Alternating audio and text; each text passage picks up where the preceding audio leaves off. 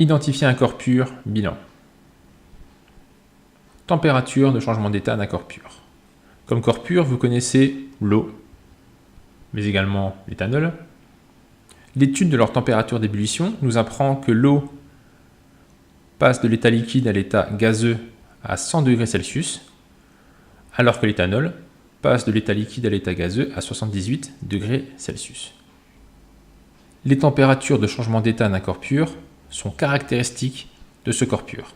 Elles vont nous permettre d'identifier les corps purs. Par exemple, si vous disposez d'un liquide inconnu, vous pouvez le porter à ébullition et observer à quelle température l'ébullition se fait. Pour le liquide considéré, cette ébullition se fait à 78 degrés Celsius. Il s'agit donc d'éthanol. On peut également identifier un matériau par sa masse volumique. La masse volumique, notée ρ, et exprimée en kg par mètre cube, est égale au quotient de la masse du matériau par le volume de ce même matériau.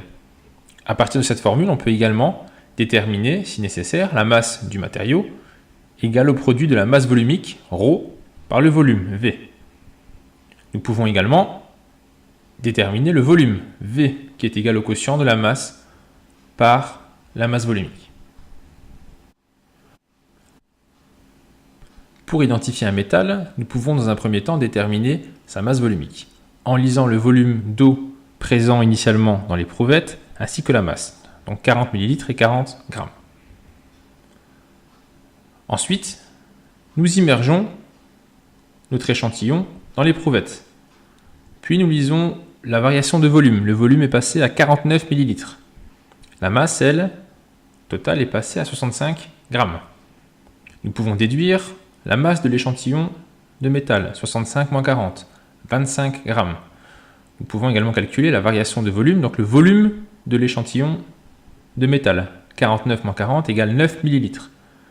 À partir de la masse et du volume, nous calculons la masse volumique ρ égale à 2,8 g par millilitre.